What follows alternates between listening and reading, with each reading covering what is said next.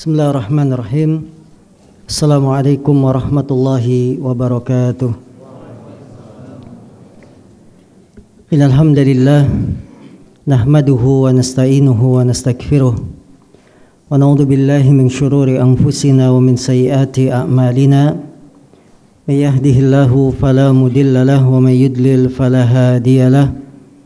Asyhadu an la ilaha illallah wahdahu la syarika lah wa asyhadu anna Muhammadan abduhu wa rasuluhu la nabiyya ba'dah.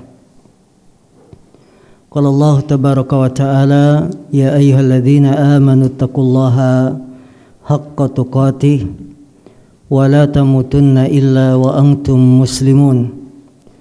Wa qala aidan ya ayyuhan nasu taqu rabbakumul ladzi khalaqakum min nafsin wahidah wa khalaqa minha zawjaha wa batha minhuma rijalan katsiran wa nisaa wattaqullaha alladzi tasaaluna bihi wal arham innallaha kana 'alaikum raqiba. Fa inna asdaqal hadis kitabullah wa khairal hadi hadi Muhammadin sallallahu alaihi wasallam wa syarral umuri muhdatsatuha fa inna kulla muhdatsatin bid'ah wa kulla bid'atin dolalah wa kulla dolalatin finnar. Saudara-saudariku, para hadirin, para jamaah yang dimuliakan Allah Subhanahu wa taala, tidak ada ucapan yang pantas kita ucapkan di kesempatan yang pertama dan utama ini kecuali ucapan syukur kita kepada Allah Subhanahu wa taala karena kita diberikan nikmat sehat, diberikan berbagai macam kenikmatan sehingga malam hari ini kita bisa berkumpul kembali dalam kajian rutin setiap Sabtu keempat di masjid yang kita cintai bersama ini dalam mengkaji sebuah kutaib, kitab kecil yang ringkas tapi mengandung faedah pelajaran yang sangat banyak. Yang kedua, kita juga tidak lupa untuk berterima kasih kepada pengurus DKM karena barang siapa yang tidak bersyukur terima kasih kepada manusia, maka dia tidak dikatakan berterima kasih, tidak bersyukur kepada Allah.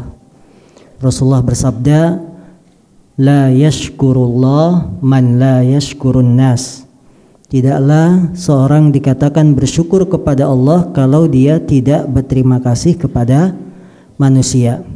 Maka kita ucapkan semoga para pengurus DKM Baitul Ma'mur selalu diberkahi oleh Allah Subhanahu wa taala, diberikan kemudahan urusannya, ya, diberikan pahala yang berlipat ganda karena menyediakan tempat untuk para penuntut ilmu, yang itu pahalanya seolah-olah kita seperti berjuang di jalan Allah. Rasulullah bersabda, man jahaza ghaziyan faqad ghaza. Barang siapa yang mempersiapkan pasukan perang, maka seolah-olah seperti dia ikut perang. Padahal nggak berangkat perang, cuma menyiapkan pasukan untuk berperang. Disiapkan kudanya, disiapkan senjatanya. Yang berangkat siapa? Orang lain. Maka orang yang mempersiapkan pasukan perang seolah-olah dia ikut perang, padahal tidak berangkat. Ini menunjukkan keutamaan orang yang memfasilitasi dalam perkara kebaikan. Maka para jamaah tidak harus terjun semuanya dalam dunia dakwah, tampil di meja kajian di depan, tidak. Kita memfasilitasi orang bisa dakwah saja itu sudah dapat pahala. Ya, misalkan antum-antum yang mobilnya lebih dari satu, ya, fasilitasi ustadz, nih saya nggak bisa berangkat kajian tapi mobil saya berangkat untuk membawa ustadz. Ini pahalanya seperti kita ikut ngaji walaupun nggak berangkat. Ya, ini karena Rasulullah mengatakan apa? Barang siapa yang mempersiapkan pasukan perang, maka seolah-olah dia seperti ikut perang. Faqad goza, kata Nabi, sungguh dia telah ikut perang, padahal dia tidak langsung terjun, hanya mempersiapkannya saja. Maka tidak lupa kita selalu terima kasih kepada pihak DKM Baitul Ma'mur. Selanjutnya, saudara-saudari yang dimuliakan Allah Subhanahu wa taala, kita masuk ke dalam hak-hak istri yang wajib ditunaikan oleh suaminya. Man yaqra? Siapa yang baca? Abu Salwa. Tafadhal. Samillah. Bismillahirrahmanirrahim. Qala al-muallifu rahimahullahu ta'ala, huquqiz zawjati ala zawjiha.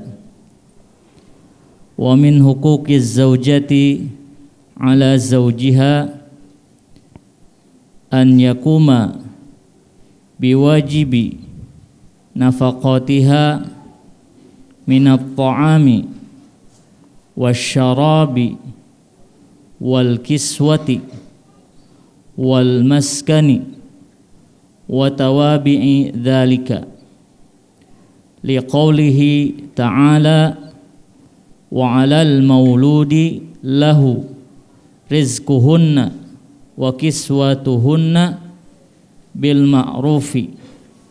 Wa qala an-nabiyyu sallallahu alaihi wasallam walahunna alaikum rizquhunna wa kiswatuhunna bil ma'rufi. Rawahu Tirmidzi wa sahhahahu. Wa su'ila ma haqqu zaujati ahadina alaihi, qala an tut'imaha idza ta'imta wa taksuha idza iktasaita wa la tadribil wajha wa la tuqabbih wa la tahjur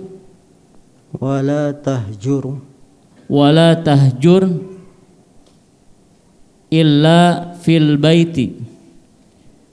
Hadisu hasanun rawahu Ahmad wa Abu Dawud wa Ibnu Majah. Masya Allah, mumtaz. Qiraah jayyidah. Tarjim. Wa min huquqi zaujati ala zaujiha. Dan di antara hak-hak istri atas suaminya,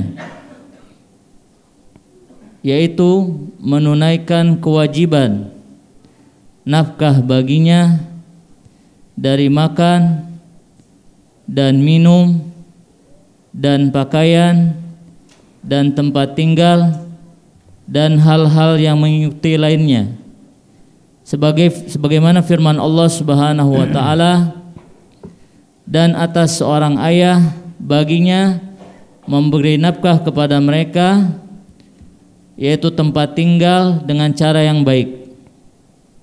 Al-Baqarah ayat 233. Dan Nabi SAW bersabda, dan bagi para istri atas kalian, yaitu nafkah bagi mereka dan juga pakaian dengan cara yang baik. Dan adalah Nabi SAW ditanya dalam riwayat lainnya dari hak istri, yaitu Nabi SAW berkata, engkau memberikan makan sebagaimana makananmu, sebagaimana apa yang kau makan, dan engkau memberikan pakaian sebagaimana apa yang kau pakai. Jangan memukul wajah, jangan mencaci, jangan mengasingkan kecuali di rumahnya. Baik, Masya Allah. Min huquqi zaujati ala zaujiha, di antara hak-hak istri yang wajib bagi suaminya. Kalau kita berbicara hak istri, kita sebagai para suami tentu kita banyak kekurangan. Betapa banyak hak-hak istri yang kita lalaikan, betapa banyak hak-hak istri yang tidak kita perhatikan. Padahal Islam itu sangat memperhatikan hak-hak, dan Islam memerintahkan kita menunaikan hak-hak tersebut sesuai porsinya. Istri kita bukan hanya sebagai tempat pelampiasan biologis. Istri kita bukan hanya mengerjakan pekerjaan rumah, tapi dia pun punya hak yang berhak didapatkan. Maka seorang muslim yang sudah berkeluarga, dia sudah menjadi kepala rumah tangga, kita semua yang di sini hadir, ini wajib menunaikan hak-hak istri. Apabila salah satu hak istri tidak ditunaikan, maka istri berhak menuntut. Karena hak ini ditetapkan secara undang-undang agama, secara syariat. Bukan hanya sekedar dalam kajian, bukan sekedar ditulis, tapi harus dilaksanakan. Apa saja hak-hak istri yang wajib ditunaikan oleh suaminya? Yang pertama, ayyakuma biwajibi nafaqatiha. Hendaklah suami menunaikan kewajiban nafkah kepada istrinya. Nafkah sesuatu yang dikeluarkan suami kepada istri dalam rangka menunaikan perintah Allah. Itu nafkah. Sesuatu yang ditunaikan oleh seorang suami kepada istrinya dalam rangka melaksanakan perintah Allah, juga dalam rangka melaksanakan perintah Nabi SAW. Jadi para bapak, para suami, ketika kita memberi nafkah, niat kita adalah menjalankan perintah Allah, menjalankan perintah Nabi SAW. Ini perintah nafkah. Karena kita sudah berani mempersunting gadis, mempersunting anak wanita orang lain, maka kita pun wajib memberikan nafkah kepadanya. Berupa apa nafkah tersebut? Minat to'ami, berupa makanannya. Ukuran makan bagi istri di negeri kita adalah 3 kali sehari. Betul? Minimal. Nambah boleh gak Bu? Boleh. Ya, mau ngebakso, mau ngerujak, boleh. Maka para suami mempersiapkan makanan yang cukup bagi istri, baik sifatnya bulanan atau harian. Harian misalkan sebelum berangkat kerja istri dijatah 1 hari 30.000. Cukup nggak? Nggak cukup tuh Pak. Nah, jangan ngasih 30.000 sehari. Berapa cukupnya ibu-ibu? Berapa? 300. Waduh, 300.000 sehari sebulan 9 juta. Ya. Makanan yang cukup, patokannya cukup. Kalau bapak-bapak memberikan nasi putih, sayur asem, tempe goreng plus ikan teri, cukup nggak? Bendino apa katanya? Tiap hari ikan teri katanya. Kalau bapak-bapak memberikan nasi putih, sayur bayam tambah ikan masuk angin, cukup nggak? Apa ikan masuk angin? Ikan kembung. Cukup ya? Enak ikan kembung ya. Itu sudah dikatakan cukup. Apalagi ditambah buah, ditambah susu paginya dan seterusnya. Yang jelas makanan istri kita, anak kita harus terjamin ada.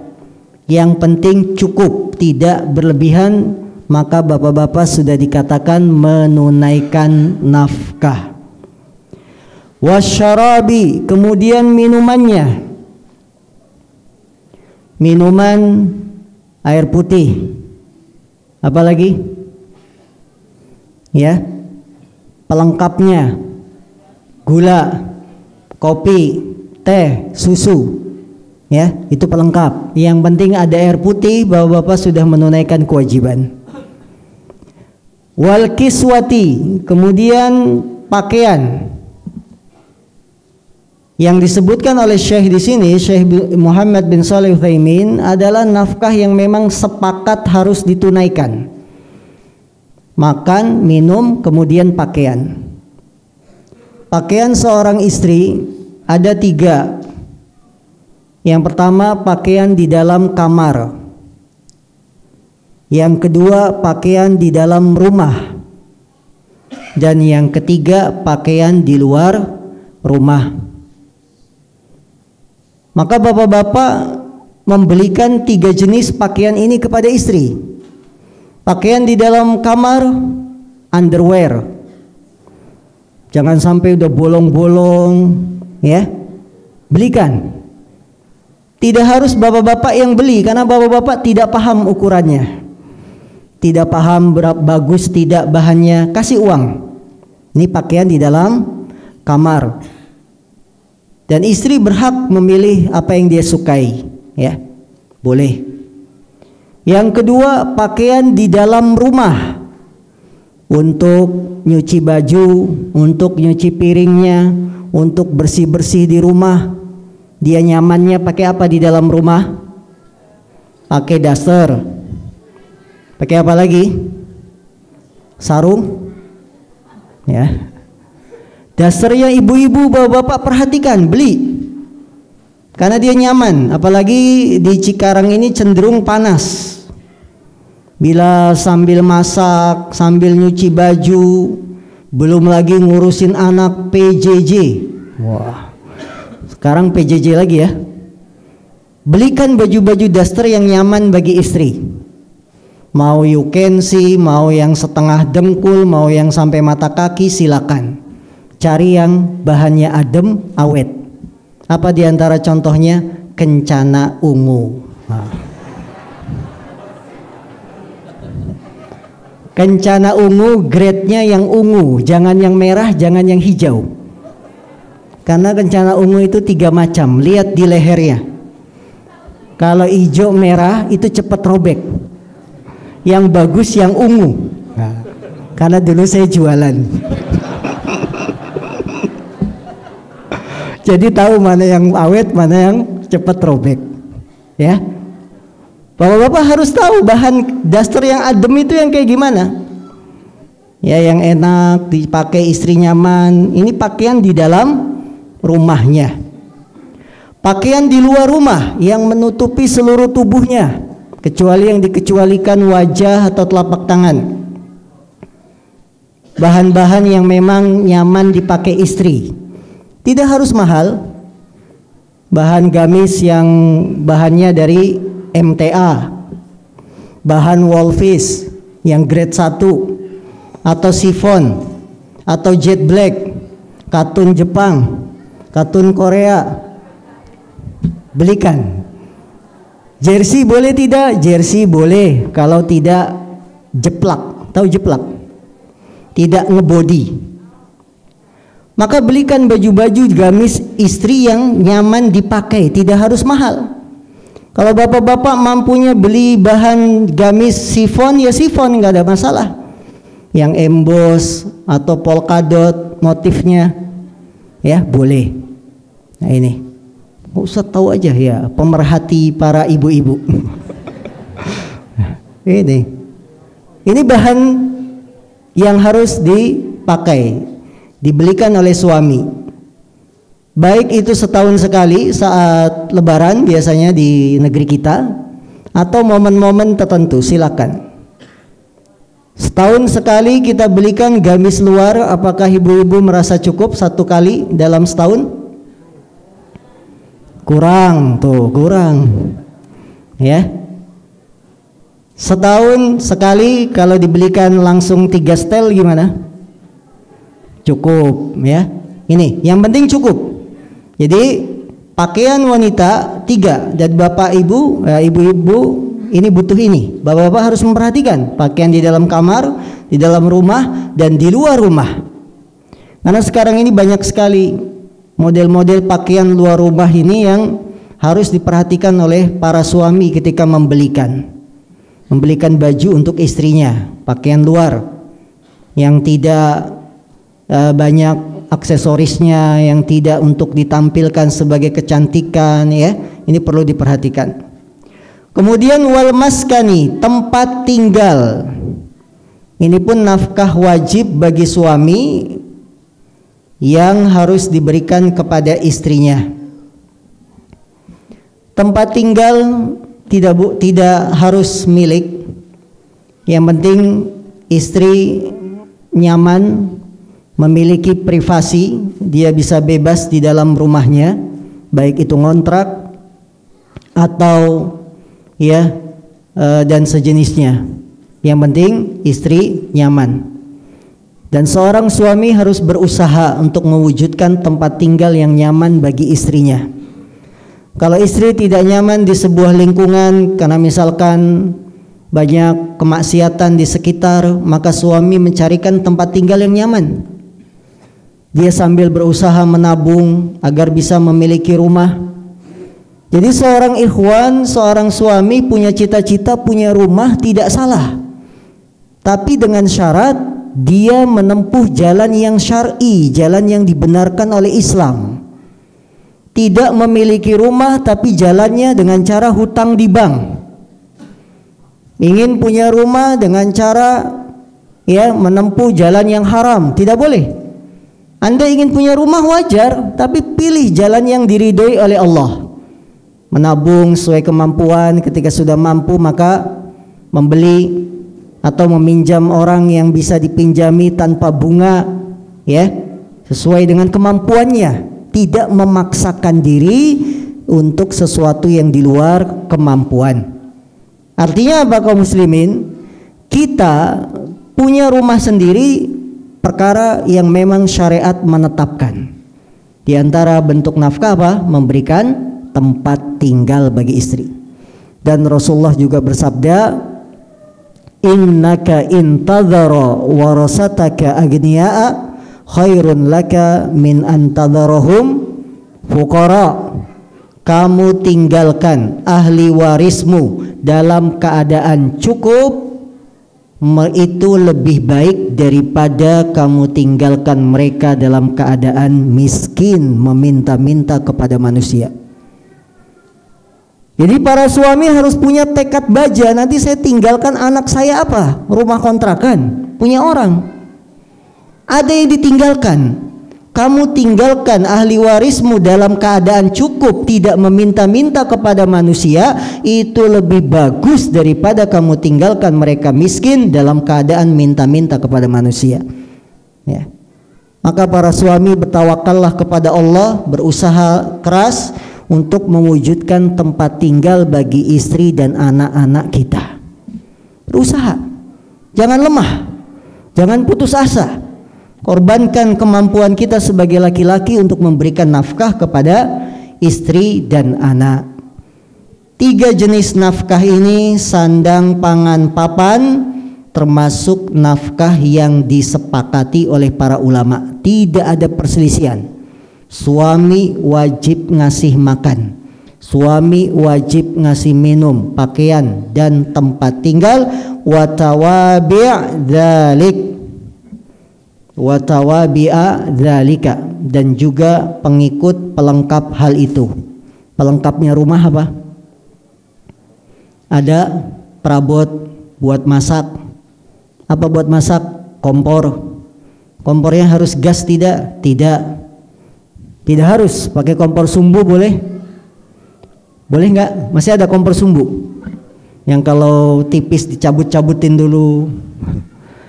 Kompor tungku ditiup pakai bambu masih ada? Kalau ada silakan. Pelengkapnya untuk bisa masak apa? Untuk minum butuh apa? Sedotan galon. Tahu sedotan galon? Pelengkapnya dilengkapi. Tapi tidak wajib. Yang penting diberi makan, minum, tempat tinggal dan selain dari itu.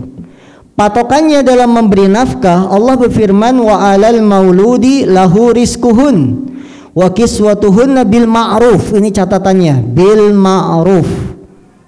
Dan bagi anak-anak, mereka berhak mendapatkan rizki pakaian dengan cara yang ma'ruf, cara yang baik. Maka nafkah itu tidak ada ketentuan harus 5 juta, harus sekian, tidak. Yang penting ma'ruf, baik, cukup. Makan, minum, pakaian, tempat tinggal. Ya tidak pakai nominal.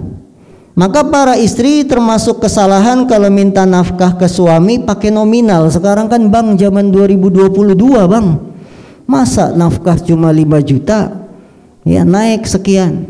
Tidak, yang penting apa? Cukup. Patokannya cukup, istri makan cukup, minum cukup, tempat tinggal cukup, pakaiannya cukup, sudah. Ya. Dikasih suami cukup buat makan, cukup buat minum, cukup untuk berangkat umroh. Cukup ya? Cukup. Yang penting hidup itu kalau sudah cukup nikmat. Ada orang yang penghasilannya banyak tapi tidak pernah cukup. Betul?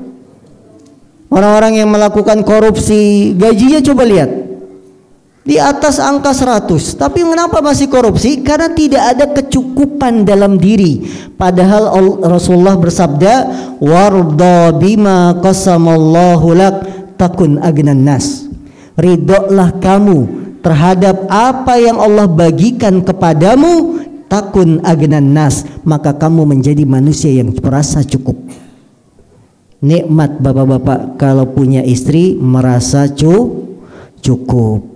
Tapi kalau seorang istri tidak pernah merasa cukup, tidak pernah merasa puas, kurang terus, dikasih gaji berapapun habis, ya bisa dalam sehari habis, maka Allah dengan segala hikmahnya menentukan nafkah itu bukan dengan nominal bilangan sekian-sekian, tapi patokannya bil ma'ruf, dengan cara yang baik.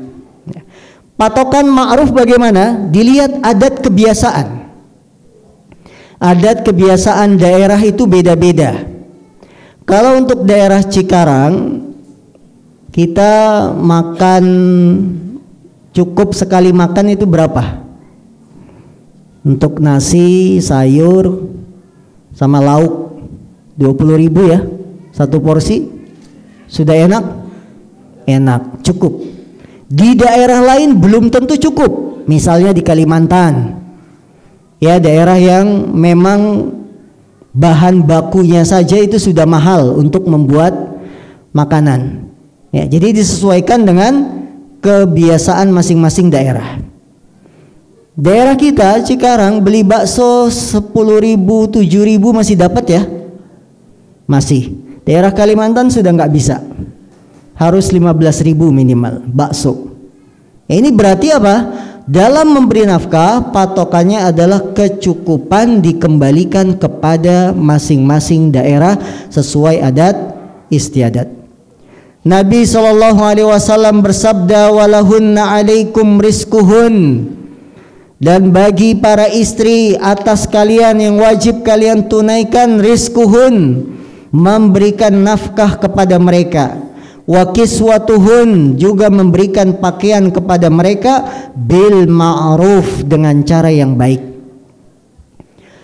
Nafkah kepada istri meliputi makan, minum, pakaian, tempat tinggal. Kalau seorang suami memberikan nafkah yang lain, ini sifatnya tambahan. Contoh, istri dibelikan paket glowing. Wah, paket glowing dibelikan sama suaminya.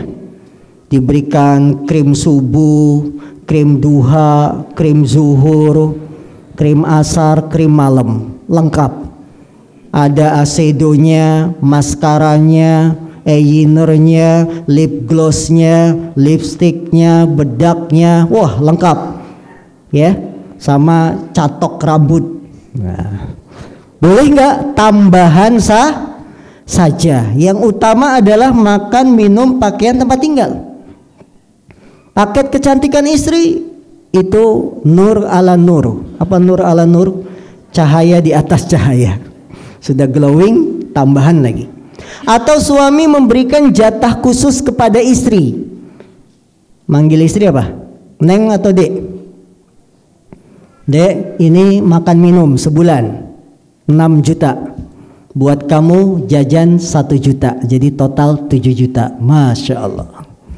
Setuju ibu-ibu? Setuju, catat bapak-bapak, 1 juta awalan ya. 2022 harus ada peningkatan. Masa nikah 12 tahun tidak pernah dikasih nafkah pribadi? Orang suami nyuciin nyuruh mobil aja bayar, panggil Mas Muji bayar. Masa istri nggak dibayar? Nyuciin baju kita, nyuciin perlengkapan kita kerja ya. Kasih jatah istri khusus, dia seneng. Barangkali istri ingin sedekah, barangkali istri ingin bantu ibunya, barangkali istri ingin jajan. Dia tidak harus nunggu suami, atau tidak harus mengurangi jatah bulanan makan minum. Mau sedekah ngambil bulanan dari suami, takut ini kan dari suami, saya pengen sedekah, pengen bantu korban bencana dan lain-lain. Atau dia punya orang tua ingin memberikan ya nafkah bulanan kepada orang tuanya, maka tidak perlu mengganggu operasional bulanan di rumah. Tidak mengurangi jatah beli minyak goreng, urangi, tidak. Karena dia sudah punya jatah khusus. Maka para suami jangan pelit sama istri. Jangan pelit sama istri. Istri itu sudah capek di rumah. Dia ngurusin PJJ saja itu pusingnya 7 keliling gak hilang-hilang. HP 1, anak 3. Ini bagi para pemangku sekolah, perhatikan kebijakan PJJ. Jangan memaksakan video call dalam satu waktu. HP-nya 1, gimana anak 3 suruh video call bareng-bareng? Nggak bisa, ya. Jadi bikin kebijakan itu harus realistis. Apa realistis? Sesuai dengan keadaan. Jangan pula pihak sekolah menekan orang tua belikan HP buat anak-anak. Ini pun nggak bijak. Karena anak-anak belum waktunya untuk pegang HP. Ya. Jadi istri sudah capek dengan belajar online, capek menyuci baju, capek masak, beres-beres, belum lagi ngurus anak. Maka Anda harus punya penghargaan terhadap istri kita. Apa penghargaan kita sama istri? Ya. Dia jangan dianggap pembantu, kamu pokoknya sudah kerjain ini kewajiban kamu, tidak. Ya, berikan dia kesenangan sehingga istri akan merasa dihargai. Karena wanita itu perlu untuk dihargai oleh kita sebagai suami. Ini dengar baik-baik ya. Mulai tanggal 1 kapan? Hari Selasa ya. Sekarang sudah gajian kan? Sudah. Senin libur tanggal merah. Ya udah pas sekarang. Di malam langsung cairkan. Dek, ini buat sebulan 1 juta. Senang istrinya. Jadi sekali lagi bahwa dalam memberi rezeki itu patokannya apa? Ma'ruf, dengan cara yang baik, yang cukup. Tidak ada patokan harus sekian dan sekian. Wasu'ila ma haqqu zaujati ahadina alaih. Dan Nabi ditanya tentang hak istri salah seorang di antara kami. Apa haknya? Rasul mengatakan antut imaha idza ta'imta wa taksuha idza tasaita wa la tadribil wajha wa la tuqabbih wa la tahjur illa fil bait. Hendaklah kamu memberi makan istri apabila kamu makan. Jadi apa yang kita makan itu yang kita berikan pada istri. Engkau memberi pakaian kepadanya idza tasaita, kalau engkau berpakaian. Kemudian hak istri juga jangan engkau tampar, pukul wajahnya. Nah ini para suami, istri itu cantik, jangan dipukul wajahnya. Antum dulu tuh nikahi istri alasannya apa? Ngelihat kecantikannya, mengagumkan hati, wajahnya menusuk hati kita di awal-awal perjumpaan, betul kan? Sehingga terngiang-ngiang, terbawa tidur setiap malam murojaah wajahnya. Sekarang sudah menikah 5 tahun, 10 tahun, wajah istri ditampar. Ya Allah, ini bukan laki-laki. Laki-laki itu jangan menampar wajah istri. Wajah istri itu dielus-elus, disayang, diusap. Itu paling cantik wajah istri kita. Walaupun kerut-kerut wajahnya mulai kelihatan. Ya, jangan dipukul istri, disayang. Daripada HP dielus-elus, mendingan wajah istri yang dielus-elus. Suami punya HP dielap pakai tisu, diambil tisu basah, dirawat HP-nya, laptopnya, tapi istrinya nggak pernah dibelai-belai. Ya, sayangi istri kita. Jangan engkau tampar wajahnya. Ini sudah larangan agama. Larangan bagi para suami memukul wajah istri. Gak boleh. Karena dalam Islam memukul wajah itu termasuk perkara dilarang. Kenapa memukul wajah dilarang? Karena wajah itu pusat kecantikan. Yang kedua, wajah itu berkumpul pusat saraf. Ya, indra yang 6 ada di sini, di wajah. Melihat dengan mata, ya kan? Indra penglihatan. Indra pendengaran, mana? Telinga, wajah. Ini kalau sudah rusak, merusak indra-indra yang ada di mata. Makanya Islam melarang yang namanya memukul wajah. Indra rasa di mulut akan rusak ciptaan Allah kalau wajah ini ditampar, dipukul. Maka profesi tinju dalam Islam termasuk olahraga yang dilarang. Tinju olahraga yang dilarang karena sudah melanggar satu larangan besar, memukul wajah. Maka renungkan para suami yang memukul wajah istrinya. Anda dulu menikahinya karena melihatnya, tertarik dengan wajahnya, dengan akhlaknya, tapi sekarang kenapa dipukulin? Kenapa ditampar? Kalaupun salah, tapi memukul. Islam memberikan solusi pukulan yang lain. Apa?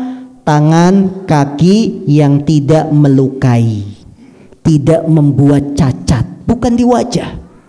Ya, wajah itu bahaya. Mata mudah rusak, hidung, penciuman, telinga, ya, ini bahaya. Makanya Islam itu membendung segala bentuk keburukan dan kejelekan sebelum terjadi. Yaitu diantaranya melarang wala tadribil wajha, jangan kamu pukul wajahnya. Wala tuqabbih, jangan kamu jelek-jelekan, dicaci maki, dihina, apalagi di hadapan orang banyak. Ya, kadang-kadang kita berselisih pendapat dengan istri wajar, tapi kalau di luar direm, ditahan. Jangan istri sendiri dijelek-jelekan di depan umum, di depan tetangga, di jalan raya, ya. Ini hanya karena masalah-masalah kecil. Wala tuqabbih, kata Nabi, jangan kamu jelek-jelekan. Wala tahjur illa fil bait, jangan pula istri itu dihajar, dijauhi kecuali di dalam rumah. Di dalam rumah pisah ranjang boleh kalau memang ada kebutuhannya. Karena Islam itu punya solusi dalam mengatasi masalah rumah tangga, tidak langsung dipukul, tidak langsung pisah ranjang dan seterusnya. Ini diantara hak-hak istri yang harus ditunaikan oleh suaminya. Apalagi hak berikutnya? Nah, man yaqra? Yusuf? Masya Allah, Yusuf. Fadal Yusuf. Bismillahirrahmanirrahim. Qala al-muallif rahimahullahu ta'ala, wa min huquqiz zaujati ala zawjiha an yu'addila bainaha. An yu'addila La sulasi mujarrad. An ya'dila bainaha wa baina jaratiha in kana lahu zaujatan thaniyatan. La kana ada kana. In kana lahu zaujatun thaniyatin. Zaujatun saniyatun, na'at. In kana lahu zaujatun thaniyatun yu'addilu, La sama yang di atas. ya'dilu bainahuma fil infaqi was sakani. Sakan itu yang sebelumnya. Kalimat yang awal ini. Kalau ini bukan sakan namanya. Ada alif layyinah. Apa alif layyinah itu? Alif bengkok. Jadi baca aja apa? Wasukna. Ya'dilu bainahuma fil infaqi was sukna wal mabiti wa kullu ma yumkinuhul adlu fihi fa innal maila ila ihdahuma kabiratun minal kabairi. Qala an-nabiyyu sallallahu alaihi wasallam man kanat lahu imra'atani famalin satu kali lagi. Famala ihdahuma. Baca fiil bukan isim. Famala ila ihdahuma jaa yaumal qiyamati wa syaqqihi wa syaqqahu. Satu lagi. Wa syikkuhu ma'ilun. Tarjim. Berkata penulis, semoga Allah merahmatinya, dan di antara hak-hak istri terhadap suaminya, hendaklah suaminya berlaku adil. Hendaklah suaminya berlaku adil kepada tetangganya. Berlaku adil antara dirinya dengan hendaklah suami berlaku adil antara dirinya dan antara istrinya yang lain. Ngapain sama tetangga? Tetangga mah nggak ada urusan, ini istri. Berlaku adil antara dirinya si istri dengan istrinya yang lain. Ini kita bicara poligami. Ingkana lahu, makanya dijelaskan ingkana lahu zaujatun saniyah, apabila dia punya istri dua.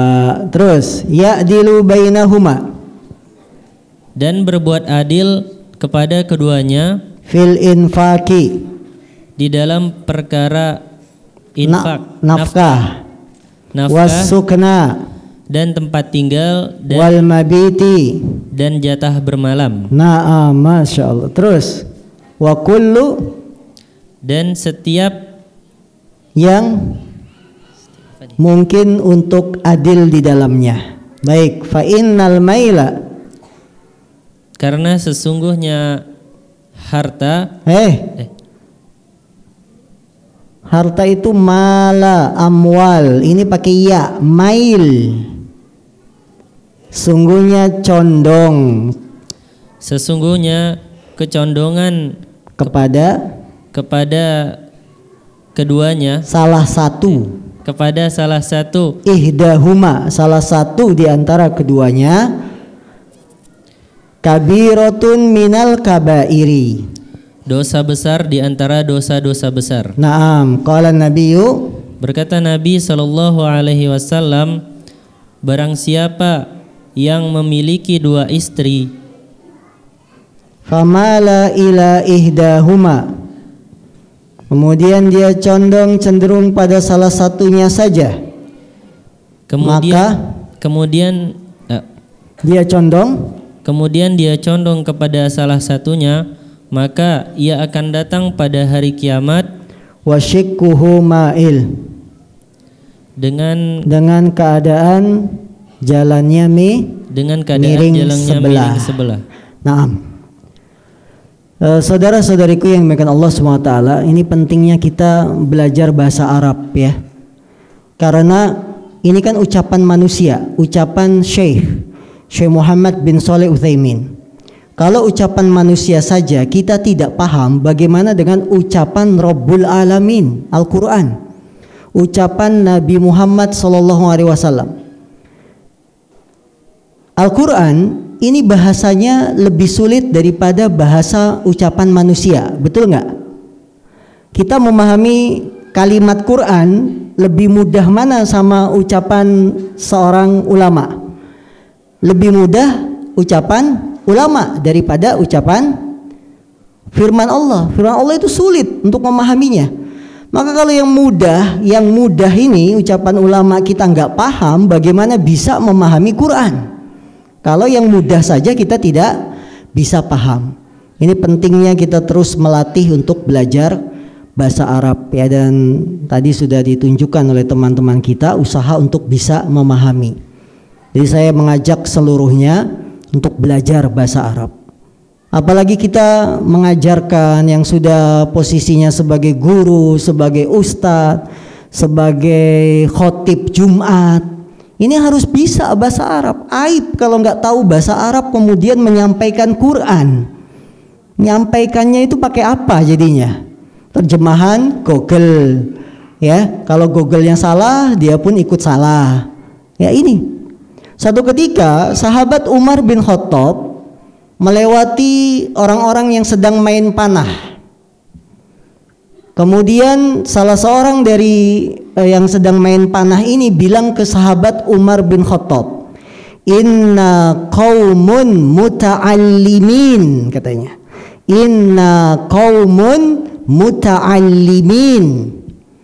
Kemudian Umar bilang, "Kalian salah ngucapin bahasa Arab itu lebih berat bagi saya daripada kalian salah sasaran ketika melempar busur panah." Lempar busur panah salah sasaran, pengen targetnya yang 100 dapatnya yang cuma 50, biasa. Ya, Pak Rahyudin, biasa ya, meleset nggak kena sasaran kan biasa. Tapi kalian salah ngucapin bahasa Arab itu lebih berat bagi saya daripada kalian salah melempar busur panah. Kenapa? Karena bahasa Arab itu bahasa Quran, bahasa hadis, bahasa para ulama. Umar itu gatel ngelihat ucapan salah, "Inna qaumun muta'allimin." Salahnya di mana ini? Hah? Inna qauman. Salahnya di mana ucapan yang bilang ke Umar, "Inna qaumun muta'allimin"? Kata Umar, kalian salah ngucapin bahasa Arab lebih berat bagi saya daripada kalian salah dalam melempar busur panah. Salahnya satu, inna qaumun. Inna asalnya innana, ada inna, ada isimnya. Nasab sudah, qaumun khobarnya, betul. Inna qaumun, ini sampai sini benar. Muta'allimin ini yang salah, harusnya muta'allimun. Karena qaumun maka setelahnya naat, muta'allimun bukan muta'allimin. Lihat telinganya Umar bin Khattab gatel ngedengar orang salah. Kalian salah bahasa Arab itu lebih berat bagi saya daripada kalian salah dalam melempar busur panah, kata Umar.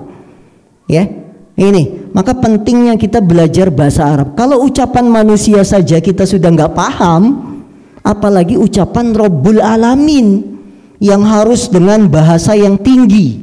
Karena bahasa Quran itu balaghahnya tinggi, dia harus dengan bekal bahasa, harus bekal dengan ilmu lughahnya yang kuat.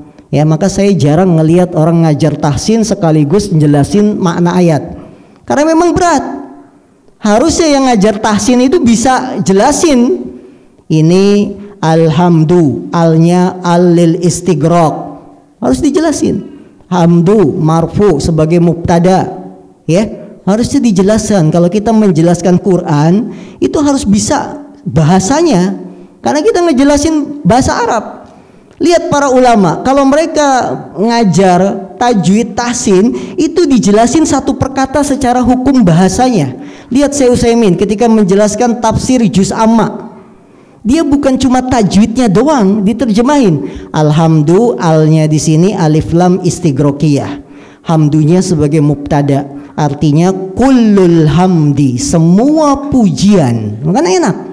Orang kalau ngajar bisa bahasa Arab itu enak. Tapi kalau ngajar Quran nggak bisa bahasa Arab, dia cuma ucapan doang. Sifatul huruf dibagusin, tajwidnya dibagusin, tapi maknanya nggak paham. Ya ini kekurangan kita. Maka belajar bahasa Arab. Kalau kita sudah memposisikan sebagai guru Quran lagi, harus bisa bahasa Arab. Itu nggak ada guru Quran nggak bisa bahasa Arab. Karena yang diajarin apa? Bahasa Arab. Ibaratnya bapak-bapak ngajarin bahasa Inggris, nggak tahu yang diajarin artinya apa, cocok nggak? Ada nggak orang ngajar bahasa Inggris tapi dia nggak tahu terjemahan yang ditulis dalam buku bahasa Inggris itu? Nggak bisa, dia minimal paham grammarnya, tata bahasanya, terjemahan kosakatanya, itu harus paham. Ya begitupun dalam ilmu ini. Ya maka saya mengajak kepada seluruh ikhwan yang sudah tampil, yang sudah maju ke depan, sudah punya sekolah dan lain-lain, pemimpin yayasan, organisasi, bisa bahasa Arab. Karena kita membawa nama dakwah, kita membawa nama dakwah Quran, dakwah sunnah, tapi ternyata kita sendiri nggak paham Quran sunnah, ini kan berat.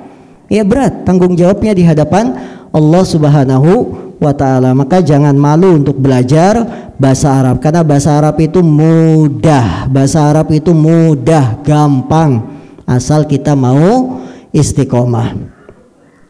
Wa min huquqiz zaujati ala zaujiha, termasuk hak-hak istri bagi suaminya yang harus ditunaikan.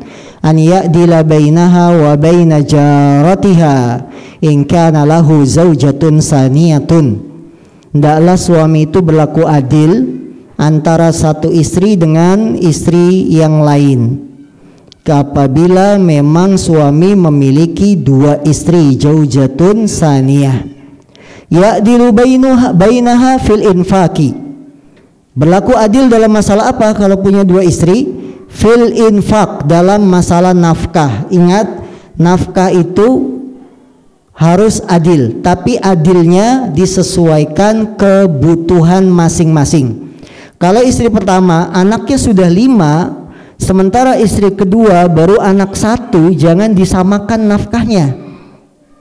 Istri yang anaknya 5 nafkahnya 2 juta, istri yang anaknya 1 2 juta, itu bukan adil. Karena nafkah itu sesuai kebutuhan. Anak 5 tentu beda dengan anak 1. Jadi harus disesuaikan dengan kebutuhannya, bukan dari sama nilainya. Wasukna, kemudian juga dalam masalah tempat tinggal. Ya, sama-sama diberikan tempat tinggal. Kalau anaknya sudah besar, berikan rumah yang agak besar, tipe berapa? Yang besar 45, tipe 70. Anaknya masih 1, ya tipe 36 cukup ya, anak 1 tipe 36 lebih ya. Tapi kalau sudah 5 harus lebih besar dan seterusnya.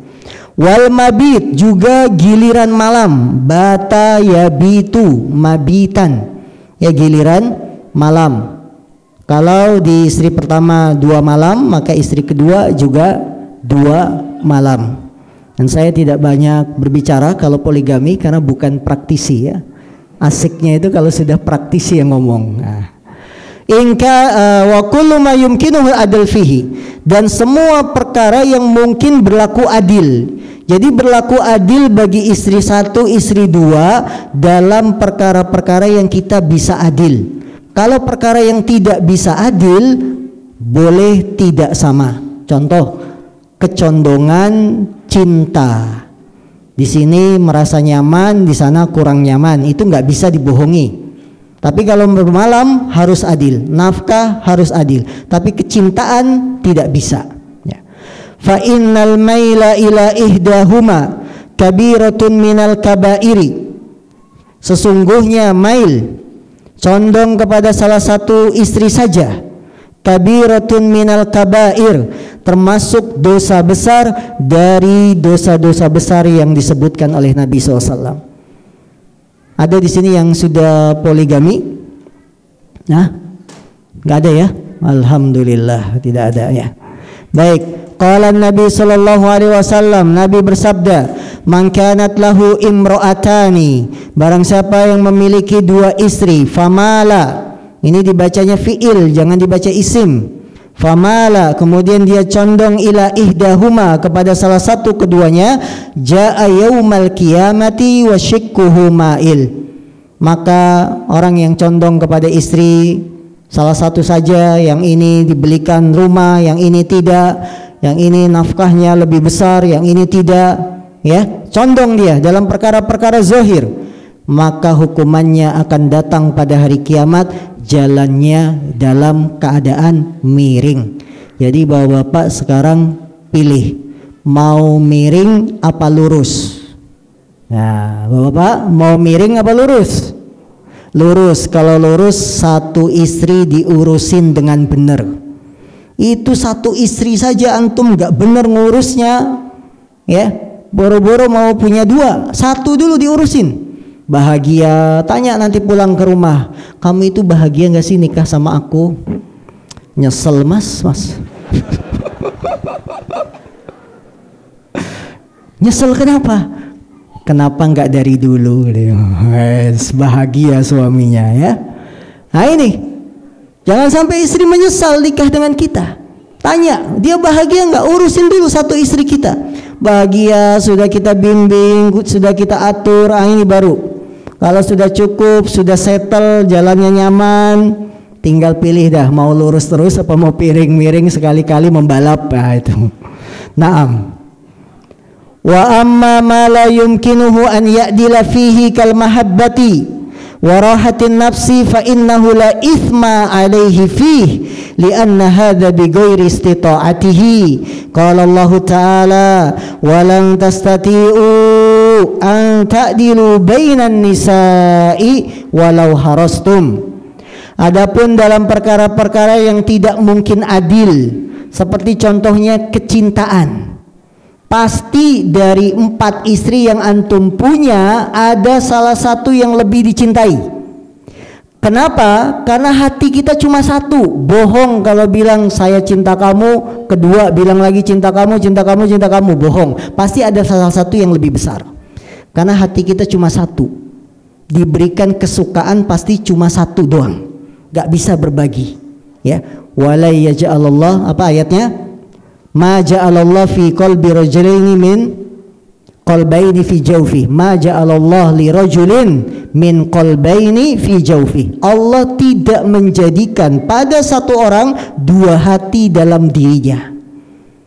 Kita tidak bisa membagi 2 hati dengan porsi yang sama, 50%, 50%, nggak bisa.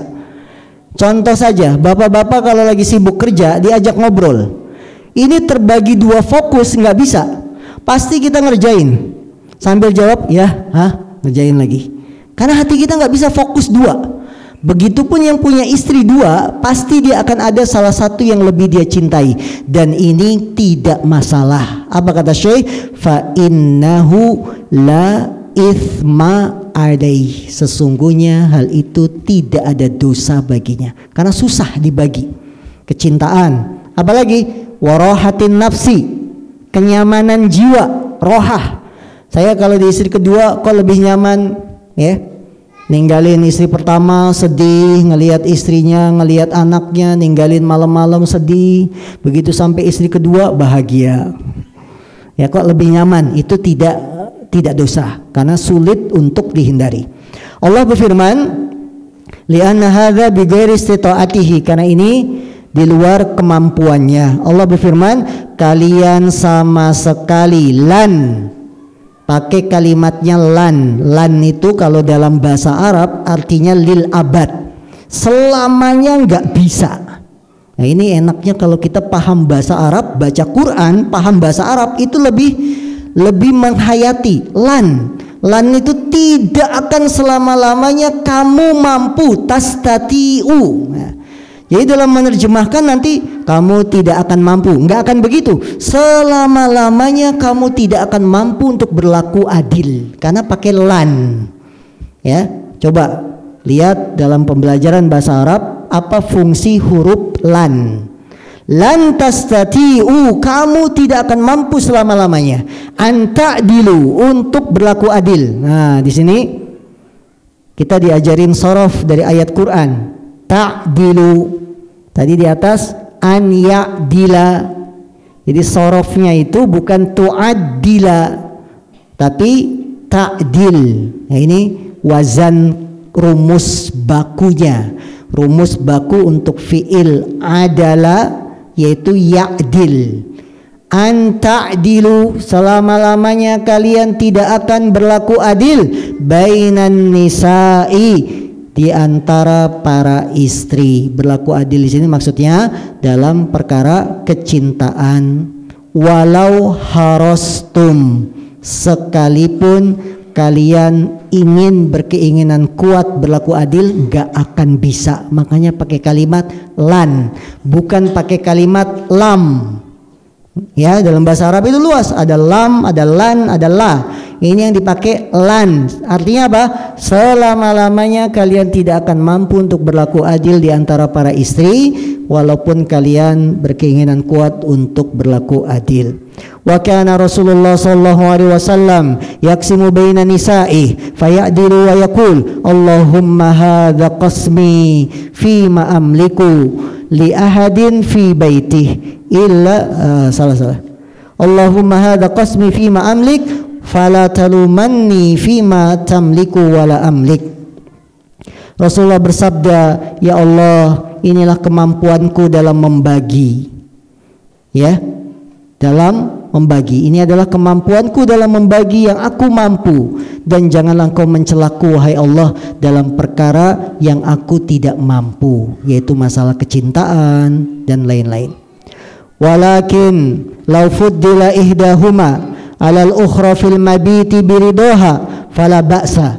Akan tetapi andaikan salah seorang dari istri tersebut dilebihkan atas yang lain dalam masalah bermalam, fil mabit biridoha, dengan ridhonya, dengan izinnya, fala ba'sa.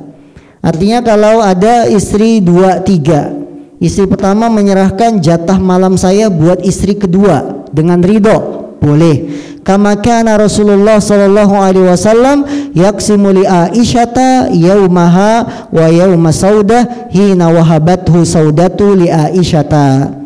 Sebagaimana Rasulullah SAW memberikan bagian malam kepada Aisyah dan malamnya Saudah ketika Saudah menghadiahkan bagian malamnya kepada Aisyah. Jadi Saudah itu ceritanya sudah tua, kemudian beliau bilang kepada Rasulullah, wahai Rasulullah, kamu nggak usah datang ke saya, giliran malam saya untuk Aisyah saja, itu boleh, karena Saudah sudah tidak bisa melayani, sudah tua.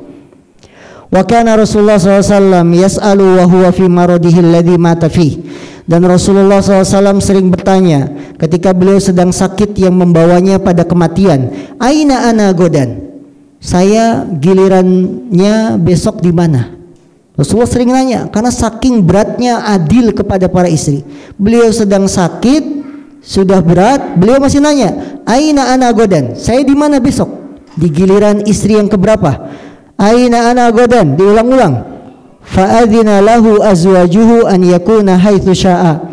Maka dalam kondisi seperti ini, istri-istri Rasul yang lain mengizinkan Nabi untuk bermalam dimanapun yang dia inginkan, karena kondisinya sedang sakit. Nginget-nginget giliran kan susah. Malam ini mana ya? Malam ini di mana? Sedang sakit. Maka para istri yang lain dengan kemurahan hati, beliau mengizinkan dimanapun Rasul ingin bermalam, dipersilakan. Fakana fi baiti Aisyata hatta mata. Maka akhirnya Rasulullah selalu bermalam di rumahnya Aisyah sampai beliau meninggal dunia. Inilah kaum muslimin yang dimuliakan Allah SWT, sebagian dari hak-hak istri yang wajib ditunaikan para suami. Sekarang PR kita masing-masing. Saya sebagai suami sudah menunaikan hak-hak istri saya belum? Adakah yang terlewatkan? Adakah yang saya sepelekan? Saya tidak bertanggung jawab terhadap istri? Maka masing-masing dari kita introspeksi diri kita masing-masing, karena sebaik-baik muslim adalah yang menintrospeksi dirinya, selalu muhasabah dirinya sebelum muhasabah nanti yang sebenarnya pada hari kiamat. Wal tanzur nafsum ma qaddamat ligat. Hendaklah seorang jiwa melihat ma qaddamat ligat, apa yang akan dia lakukan untuk besok. Dia introspeksi diri. Saya begini, saya begini. Sudahkah saya menunaikan hak istri saya? Itu sebaik-baiknya seorang muslim. Hasibu qabla an tuhasabu. Introspeksilah kalian sebelum kalian nanti akan dihisap, diminta pertanggungjawaban di hadapan Allah Subhanahu wa taala. Untuk hak suami yang wajib ditunaikan istrinya, insya Allah bulan depan ya, suaminya harap bersabar ya. Kata bapak-bapak, awas gantian bulan depan, giliran ibu-ibu yang diserang. Tidak ya, ini berbicara tentang hak-hak suami istri. Ada beberapa pertanyaan yang masuk. Saya mempunyai keinginan untuk menikah, namun keluarga meminta saya untuk merenovasi rumah dulu yang memang sudah mulai rusak dan hampir tidak layak. Dana alhamdulillah baru 50%. Apa yang harus saya dahulukan, Ustadz? Seorang ingin menikah, sementara rumahnya, yaitu rumah bersama ini sepertinya sudah mulai rusak tidak layak, dadanya sudah ada 50%. Apa yang harus saya dahulukan?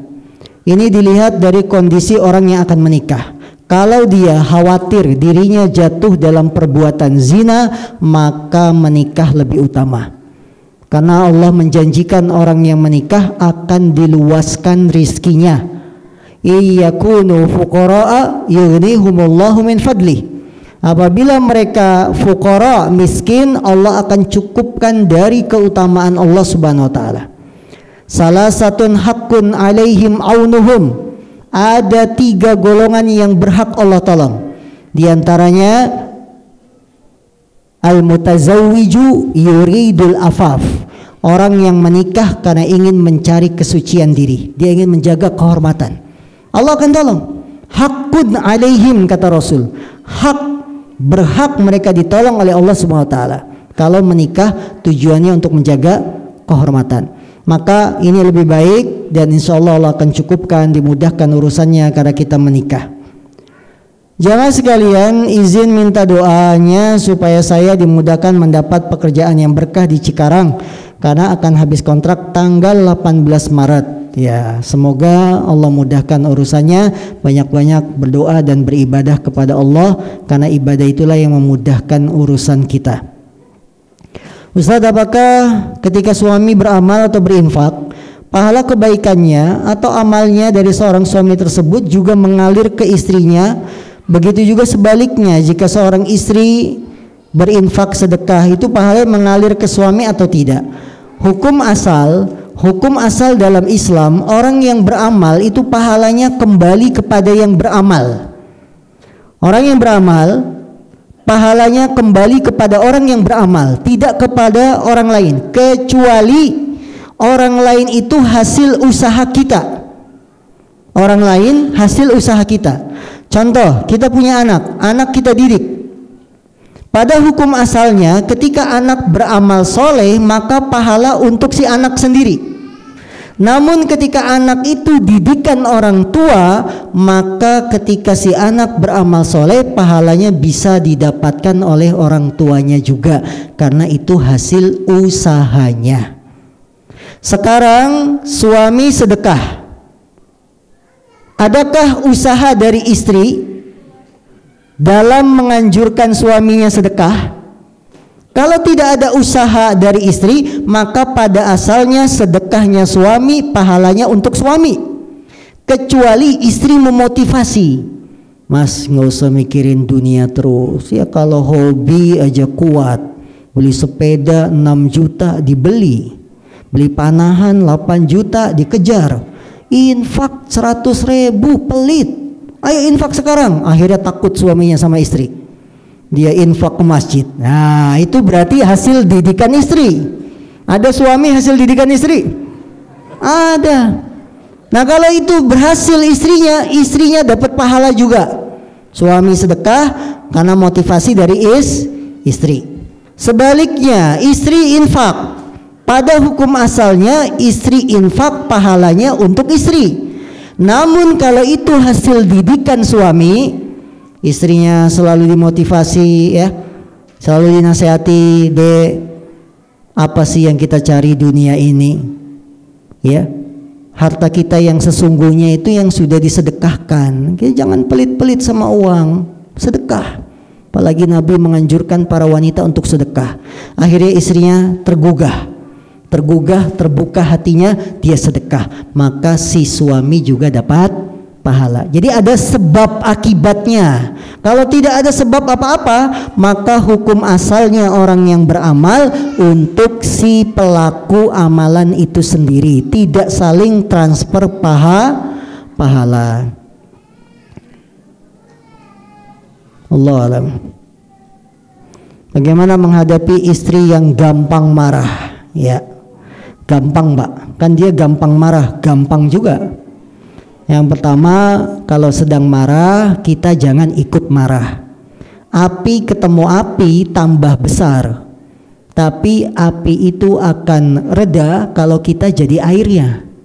Istri marah nih, bikinin minuman yang dingin, ya. Apa minumannya? Lemon tea dingin. Oh, seneng istri. Bapak-bapak kalau di rumah sering bikinin istri minuman enggak? Jangan minta dibikinin kopi terus, sekali-kali bikinin istri minuman. Kupel gitu, minumannya kupel.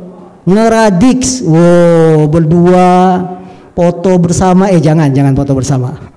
Ya, kupel minumannya sama, bikinin istri. Berdua di meja makan, berdua di ruang tamu sama-sama ngopi. Apa? Ngopi hitam, ngopi pahit. Dek, kopinya pahit tapi jadi manis ngelihat wajahmu. Wow. Romantis jadi suami itu, jangan kaku. Ya. Ini bikinin istri minum. Kalau dia marah, bikinin istri minum. Pura-pura kita tidak tahu, nyuci piring, ngurusin anak. Insya Allah reda marahnya istri. Maka kadang-kadang istri itu ngasih kode, cuma bapak-bapak nggak paham. Istri itu kadang ngasih kode supaya perhatian, saya ini capek, tolong diperhatiin. Cuma bapak-bapak kadang-kadang kurang peka. Ya, di rumah istri nyuci piring, pecah gelas, besok pecah piring, besok lagi sendok bengkok. Itu kode dia minta jalan-jalan. Jangan capek ngurusin rumah tangga terus, ajak jalan-jalan. Keluar kemana? Pujasera yang baru datengin, kan seneng dia. Walaupun cuma beli sempolnya Pak Ali. Sempol kan 1.000 murah ya, tapi senengnya itu dia seneng jalan-jalan, menghirup udara segar. Nah ini, maka suami pun harus peka dengan perasaan. Karena orang yang peka perasaan ini akan baik. Dan Islam mengatur. Ada sebuah kitab bagus, judulnya Fiqhul Masyair, fikih perasaan. Jadi sebelum terkenal istilah baper itu saya sudah baca kitab itu, Fiqhul Masyair, fikih perasaan. Disebutin di situ perasaan sama istri, bagaimana kita harus peka dengan perasaan istri, suami, perasaan dengan teman. Itu sudah ada kitabnya, sudah dibahas. Ya, Fiqhul Masyair, fikih perasaan. Ada bukunya, bagus. Ya. Nah ini cuma masih berbahasa Arab, saya belum lihat terjemahannya. Maka jangan sampai istri itu marah, tapi kita pandai menghibur dia. Dan sebaik-baik suami adalah yang suka memaafkan, suka meminta maaf. Itu adalah sebaik-baik suami. Ustadz, jika orang tua membelikan HP untuk anaknya untuk kebaikan, akan tapi disalahgunakan oleh anaknya, sedang anaknya sudah jenjang SMA, untuk diambil lebih sulit karena anaknya menolak. Mohon solusi Ustadz agar orang tua tersebut terlepas dari dosa jariah karena gegara HP yang disalahgunakan anak. Apakah ada batasan usia bagi orang tua dalam membelikan HP untuk anaknya? Ya memang masalah besar ya. Kita hidup di zaman gadget. Zaman gadget, anak sekarang sudah mainannya HP. Dan ini sudah saya bahas di beberapa kesempatan, gimana mendidik anak di zaman yang gadget ini. Kita nggak bisa lepas dari gadget. Lepas dari gadget itu nggak mungkin. Melarang mutlak juga nggak mungkin. Melarang sama sekali itu tidak mungkin. Jadi solusinya gimana? Memberi kesempatan anak main gadget, tapi sesuai porsinya, sesuai usia, sesuai waktunya. Misalkan anak kita masih TK, SD, tentu porsinya beda dengan anak yang sudah SMA, SMP, ya. Kasih kesempatan, cuma dibatasi waktu, tidak sepanjang waktu. Misalkan kalau sekarang belajar online lagi, sesuai kebutuhannya. Anak SMA misalkan berapa? 40 menit ya sekali Zoom. Kasih sesuai waktunya 40 menit, setelah itu minta tagih. Jadi jangan HP itu menjadi hak milik, tapi hak untuk dipakai bersama dalam belajar. Ya misalkan kita ingin menambah beli HP di rumah jadi 2. Sementara ini kita punya suami 1, istri 1, pengen nambah 3. Maka HP ketiga ini dijadikan hak bersama, bukan hak perorangan. Sehingga anak-anak nggak ada yang ngaku ini HP saya, enggak, karena hak bersama yang bisa dipakai bersama. Ketika kakaknya selesai Zoom, pindahkan ke adiknya lagi yang butuh. Nah sekarang kita sudah terlanjur membelikan. Anak dipegangin HP, ini punya kamu, sehingga dia merasa memiliki. Ketika dia salah gunakan, main game, main apa dan lain-lain, melihat gambar-gambar yang tidak pantas, apakah orang tua salah? Anda bisa lepas dari dosa jariah kalau kita sudah menasehati, kalau kita sudah menyampaikan. Ya, dia sudah dinasehati, anak kita sudah disampaikan tapi tidak mau nurut, HP-nya tetap mau dipegang, ya sudah, kewajiban kita wa ma 'alaika illal balagh. Tidak ada kewajiban bagimu kecuali al-balagh, menyampaikan. Ya, hanya menyampaikan, menasihati. Masalah dia berubah hatinya, nurut sama kita atau tidak, hidayah di tangan Allah. Maka apakah ada batasan usia bagi orang yang akan membelikan HP? Secara agama tidak ada, karena HP ini kan barang baru. Ada nggak HP di zaman Nabi? Tidak ada. Zaman Nabi itu kalau mengirimkan berita pakai surat, nulisnya pun di kulit hewan, dilipat-lipat, diutus utusan, berangkat langsung, dibawa surat itu ke raja-raja. Jadi nggak ada HP. Karena dia di zaman Nabi nggak ada HP, jelas aturannya pun nggak ada secara hadis. Mangkana lahu jawalatani faihda famala ila ihdahuma, barang siapa yang punya 2 HP dia condong ke salah satunya, nggak ada hadisnya kayak gitu, karena ini barang baru, teknologi baru, nggak ada aturannya. Bagaimana aturannya? Aturannya dikembalikan pada kebaikan dari sisi manfaat dan madorot, gitu saja. Dilihat dari pandangan ilmu kesehatan, karena orang kalau main HP, otak kita otak besar, otak kecil itu berfungsi semua kalau kita main HP. Nah ini dilihat dari sisi apa? Kesehatannya. Nanti tanya para ahlinya, umur berapa anak itu pantas dibelikan HP menjadi hak milik. Ya, anak kecil yang sudah ketagihan HP, dia mainannya HP, sarafnya bisa rusak, ini perlu ditanya para ahli kesehatan dalam masalah ini. Ya, karena secara Islam HP itu barang baru. Kalau saya pribadi tidak akan membelikan HP sampai anak lulus SMA. Ya sudah, dari sekarang saya sampaikan, tidak ada HP sampai kamu lulus SMA. Bagaimana dia ingin main seperti teman-temannya ngelihat YouTube? Ya, anak-anak kecil pengen ngelihat Ipin Upin, Baby Bus, nah, Baby John. Kasih waktunya setengah jam, 1 jam, sudah tarik HP-nya. Pakai HP kita, dikasih waktu dia untuk bermain.